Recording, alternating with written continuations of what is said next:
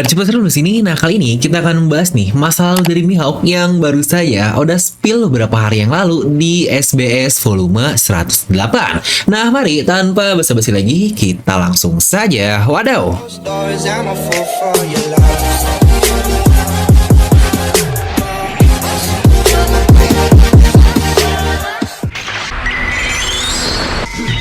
Nah, dimana masih hangat sekali nih, Oda mereveal kalau ada alasan Mihawk sangat membenci angkatan laut yang akhirnya dijuluki sebagai The Marine Hunter, dimana alasan utamanya karena dia pernah merasakan pengkhianatan besar, dimana poin yang perlu di-highlight adalah The Grid-nya ini yang sepertinya bukan pengkhianatan biasa ala York yang kita lihat sebelumnya, tetapi jauh lebih masif dan berdampak sampai ke kepribadian yang Mihawk rasakan sekarang. Ini pula yang akhirnya membuat Mihawk persislah seperti krokodil kalau mereka tidak pernah lagi percaya kepada siapapun.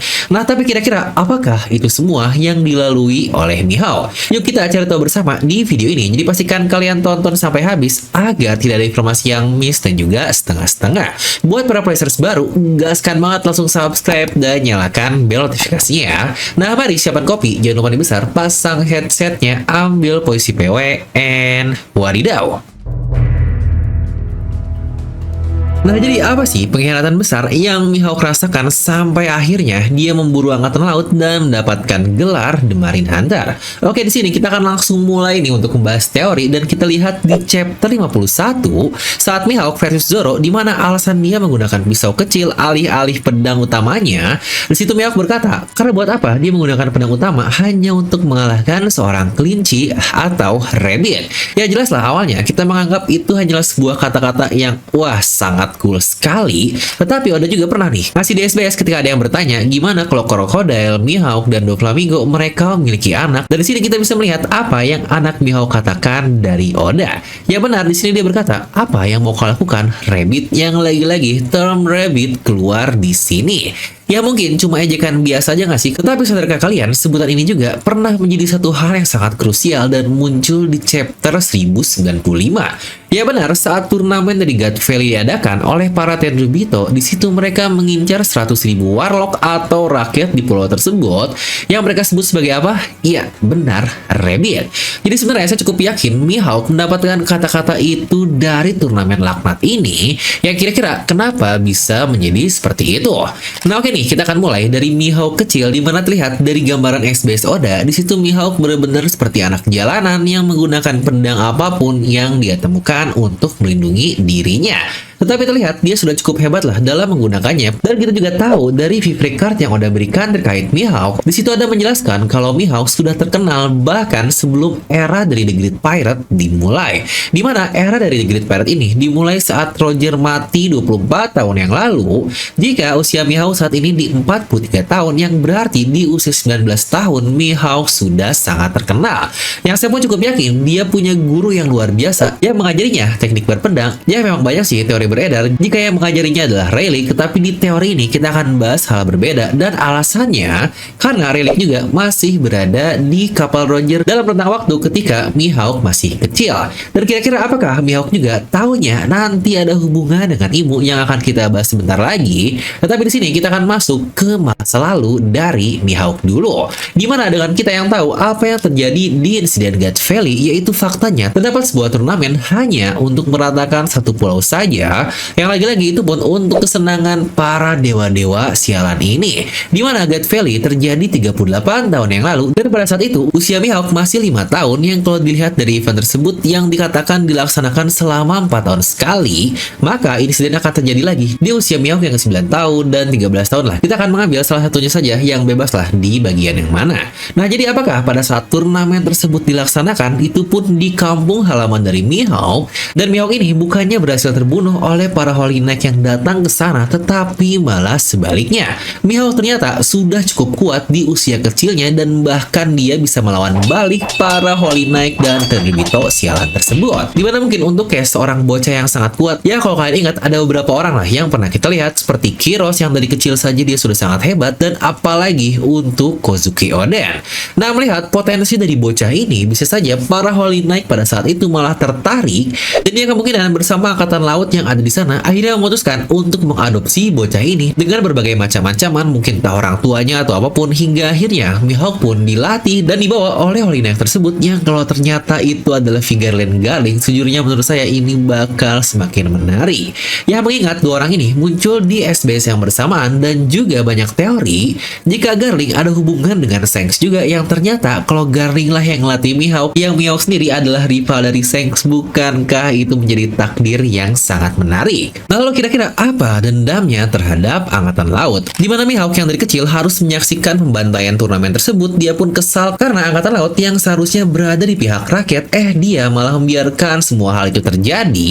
Dan tidak hanya itu, Angkatan Laut malah menjual Mihawk kepada para Tenryubito yang membantai habis mungkin keluarganya juga. Hal ini akan menjawab kenapa Mihawk akhirnya mencari Angkatan Laut. Dan tidak hanya itu, ini juga membuat Mihawk tidak mempercayai siapapun lagi, karena seseorang yang layak dipercaya alias Angkatan Laut di usia kecilnya malah mengkhianatinya begitu dalam. Dan pasca dari turnamen pembantaian tersebut yang dia rasakan di usia kecilnya, akhirnya Mihawk terlahir menjadi seseorang yang cinta damai dan dia pun hanya ingin hidup tenang. Mungkin buat kalian yang cukup ngeh, ini case-nya sangat mirip sekali lah seperti Itachi di Naruto.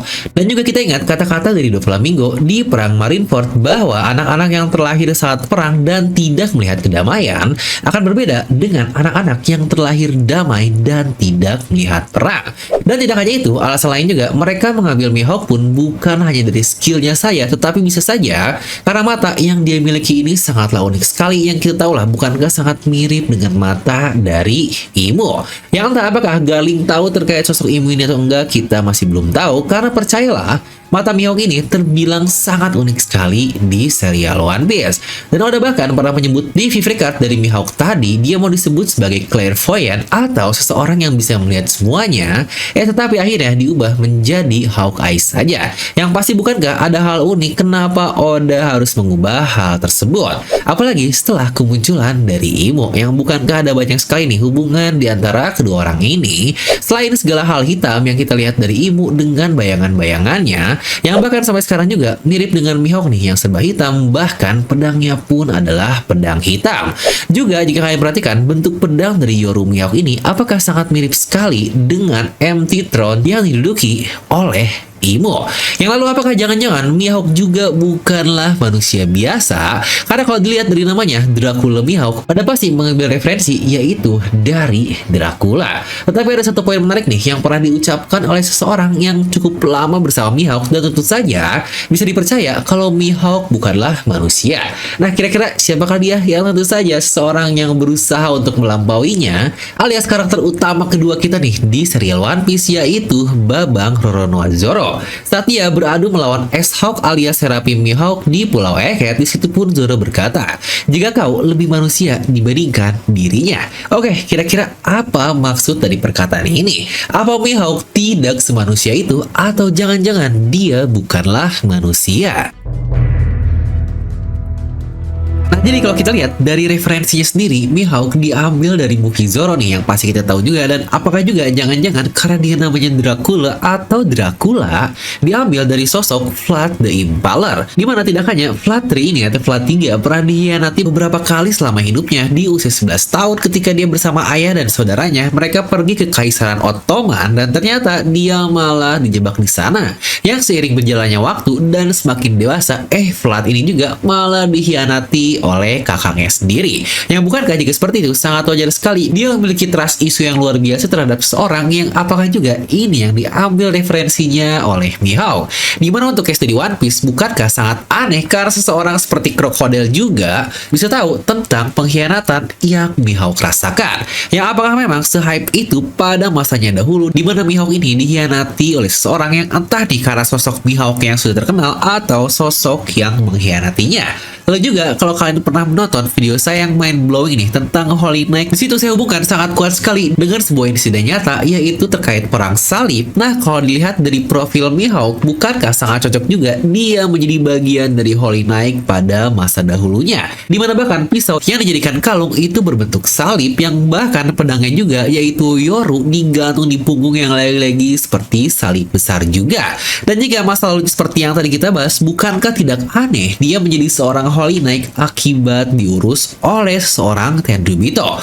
Tahu bukankah kalau di usia 19 dia sudah dikenal luas, yang berarti dari sebelumnya sudah banyak sekali aksi yang dilakukan oleh Mihawk ini, yang kalau dilihat dari para Holy Knight di 38 tahun yang lalu pada saat insiden God Valley. Bukankah di situ kita melihat banyak juga kan para Holy Knight ini yang masih sangat muda. Atau kalau kita mau lebih ekstrim lagi dalam berteori, yang apakah bukan hanya dia Holy Knight, tetapi juga dia menjadi satu marga dengan Imu, yang berarti nama aslinya adalah Nerona Mihawk dan bukan Dracula Mihawk. Ya, walau ini sangat liar sekali, tetapi banyak juga orang yang berteori seperti itu, terutama dari matanya yang sangat mirip sekali. Walau saya sendiri pun jujur masih belum menemukan korelasi secara langsung nih antara Mihawk dan Imu selain matanya saja, yang ini juga tidak akan menghubungkan terkait pengkhianatan besar yang akhirnya membuat Mihawk memiliki trust issue seperti itu. Tapi ya, balik lagi, sadar atau tidak, Mihawk ini sebenarnya salah satu karakter yang sangat penting. Yang bahkan sebelum Oda menghubungkan karakter ini dengan Shanks yang juga salah satu karakter terpenting di serial ini, itu sudah bisa mencari banyak sekali hubungan terkait Mihawk ini pasti jadi orang yang sangat penting. Pertama, Mihawk sendiri muncul sangat awal sekali di serial ini, yaitu di chapter 49 atau ya chapter 50 lah untuk perkenalan pertama kalinya. Dan secara langsung pula, Mihawklah seseorang yang buat Zoro akhirnya mau pergi ke lautan untuk menantangnya dalam gelar pendekar pedang terhebat di dunia, yang lagi-lagi Zoro ini adalah karakter deuteragonis, yang berarti dia memiliki peran dan kepentingan seperti main karakter atau karakter utama lah di serial ini. Namun bedanya karena dia bukan karakter yang benar-benar utama, jadi highlightnya tidak sebanyak Luffy yang menjadi karakter utamanya. Yang lagi-lagi kasarnya karakter terpenting kedua lah biar gampang kita mengerti. Karena untuk case dari karakter utama kita, yaitu Luffy ini sendiri, alasan dia berlaut pun karena Shanks juga kan yang muncul sejak Romance Dawn, tetapi sampai sekarang juga kita masih belum tahu apa-apa terkait Shanks ini, apalagi terkait kisah masa lalunya, kecuali ketika di bajak laut Roger saja. Sama lah seperti Mihawk yang muncul di chapter 50 yang sudah 24 tahun lalu dia diperkenalkan di tahun 98, tapi sampai sekarang masih sangat misterius sekali. Jadi dengan cara Oda yang berkali-kali memberikan clue atau foreshadow bahwa dia memiliki trust issue mendalam nih, layaknya para Genji ini, terutama pertama di chapter 1058 yang disamakan dengan krokodil tadi, yang saya pun yakin ini pasti akan membuat karakter Mihawk jauh lebih penting lagi, karena bahkan sambil dijelaskan di bagian SBS. Tetapi hal menarik juga yang kita dapatkan dari Mihawk ini adalah dia ini tipe orang yang tidak mau cari ribut karena dia hanya ingin mencari kedamaian doang. Dan menurut saya ada satu aksi nih yang akhirnya mengubah Mihawk dan dia pun mulai sedikit terbuka lagi, yaitu setelah dia bertemu dengan Zoro di Baratie, seakan-akan dia ini menunggu ada seseorang yang dapat melampauinya dari sisi berpedang, karena bukankah sudah dikatakan juga di free play card-nya bahwa Shanks lah rival terkuatnya dan dia masih tetap menunggu untuk datangnya pendekar yang lebih hebat lagi dibandingkan dirinya sendiri. Yang makanya ketertarikan itulah yang Mihawk rasakan di era sekarang yang sedang berjalan, karena bukankah sangat aneh sekali Mihawk ini sampai muncul di rapat dan si Chichibukai yang padahal dikatakan jika dia tidak pernah datang. Dia pula bahkan datang ke Shanks tempat rivalnya cuma buat ngasih bounty dari Luffy saja, dan bahkan ketika di Marineford dia mengetes Luffy secara langsung dengan akhirnya membuat statement kalau Luffy memiliki kekuatan yang paling ditakuti di dunia ini. Jadi dari perilakunya yang tidak peduli itu, bukankah perlahan-lahan mulai berubah karena ketertarikannya kepada Zoro dan tentu saja kaptennya alias dari bajak laut topi jerami ini.